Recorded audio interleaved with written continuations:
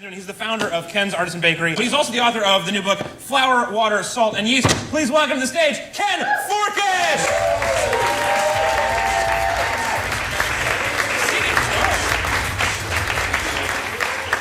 This is your book. I'm gonna put it right there. It's a big book. Are you worried that people are not gonna buy it because the recipe's already on the cover? Do you think? Yeah. You think that's gonna be a detriment? So tell us about this. So you've been baking things here for a while, and you've been making pizzas, and you've been trifectaing, and you have the book. What's the? How do you trifecta? You have done it. You're doing it. No one else. It's horses, right? It's something. I don't know. I'm Well, just here, man. so let's start with the book. So tell us why did you want to sit down and write a book? Well, the whole idea about the book was when I started out to become a baker 13, 14 years ago, as I was learning, as I was studying, I just couldn't really find the information I wanted. And I learned it from a lot of people, and I said, I just wanted to consolidate that information, my lessons learned, into a book someday. Well, so let's take part of that journey with us. So you you're a former Silicon Valley guy. 19 years in Silicon Valley. And you decided that that's not where the money is. The money's in bread. Yeah, exactly. So you left the valley, and you did what? Well, basically, I wanted to do something with my hands. I wanted to do my own thing that was, had some. I wanted to see the tangible results of my work every day. The jobs I had before, you're pitching stuff, you're doing things that you go home at the end of the day and you're not really sure what you did. Interned around, you interned apprenticed, around. you did the thing, right? You started over in your career at that point. Yeah, no, I did pretty well, and I had enough money to spend a couple years I just kind of reinvented myself. So I went to 5 different culinary schools. It was like 2 weeks here, 2 weeks there, and just jumped in. I heard the craziest story, which is that you wanted to start Ken's Artisan Bakery in Eugene, and they didn't like the smell of baking bread. That is true, yeah. Eugene smells like weed. And they're like, no bread. We're not hungry because we don't get weed works.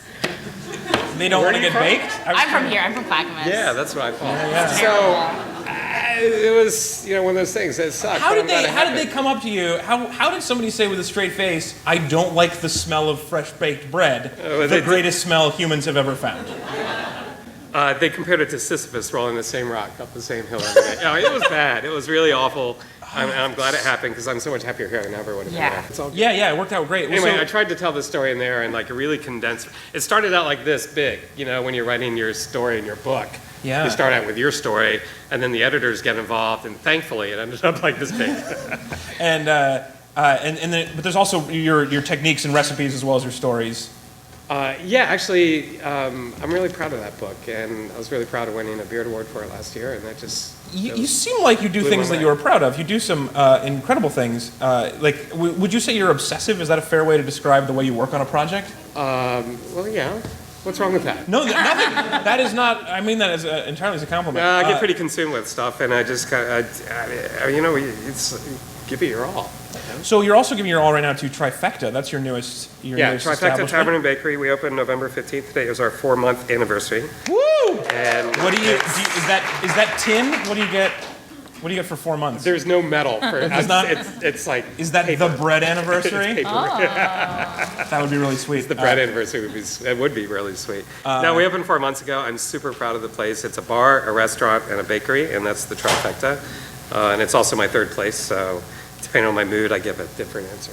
Right, and you're still baking bread there, and you've got a bar, but you're also making savory things. Well, we got a full hotline kitchen, so we have a wood-fired oven, we have a wood-fired grill, we got a burner, we got fryers. I mean, we got 6 cooks in the kitchen every night. It's an ambitious restaurant. Yeah, it does seem ambitious. So let me ask you this: you've gotten the reviews of Trifecta have been overwhelmingly positive for 90% of it. And as a person who's perfectionist at so many things, when you read that review, do you only see the one dish that isn't perfect, or do you notice the 90% that's great? No, we hate the reviews because you only see the stuff. The reviewer comes in twice and he says 1/3 of the menu is good for glute paste, and you couldn't have had 12 dishes, and so. It's part of the forum. It all brings people in, whatever. Right. But no, I didn't like it. You didn't like it? No, I didn't like it. Yes, so it sounds to me like you are then focusing on the small, because they like can't help it. the I can't overwhelming help it. feeling that I got from it is like everybody loved it so much. But you can't help but like focus on the bad stuff that they write, because those are things that you sweat over. Do you go through, like, do you ignore them for the first, do you go through like radio silence with people talking about your restaurant, or do you consume everything as like feedback that you're working Oh, through? I really don't read much of it. Oh, good. To be honest. The only feedback I had back and forth was our first review from the Oregonian was, if you read the print, it was a great review. But they instituted the star system with my restaurant. And so instead of getting a letter grade, which probably would have been pretty good, we got 2 stars and then 2 empty stars. And 2 stars by themselves would have been fine. The 2 empty stars kind of suck.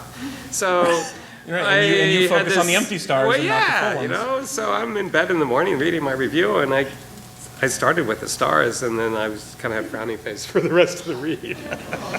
It's all good, man. Yeah, we're busy. We're doing good. I'm really super proud of the place. We're delivering a great experience for the people for the most part.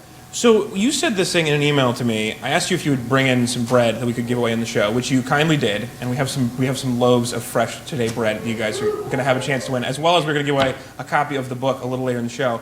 But you said this great thing when I asked about the bread, which is you said you're making the best bread of your career right now. I This am. is the Yeah, best very bread of proud your of it. career, Very proud of which it. is the perfect way to say that for somebody. Like it just seems like it encapsulated a lot of the way you go about a project. That you Well, would my have, soul goes into it. My heart and my mind Yeah. goes into it completely. That sounds exhausting. Have you ever tried coasting?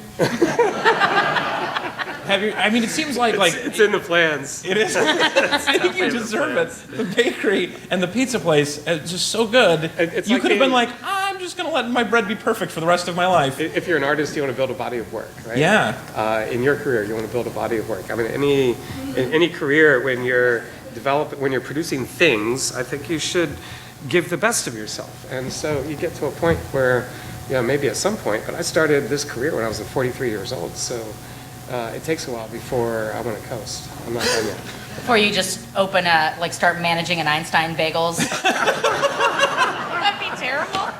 If you, I hate bagels. You hate bagels? I do. I mean, I it's- respect the bagels. They just don't, it's just not your thing. Yeah, no.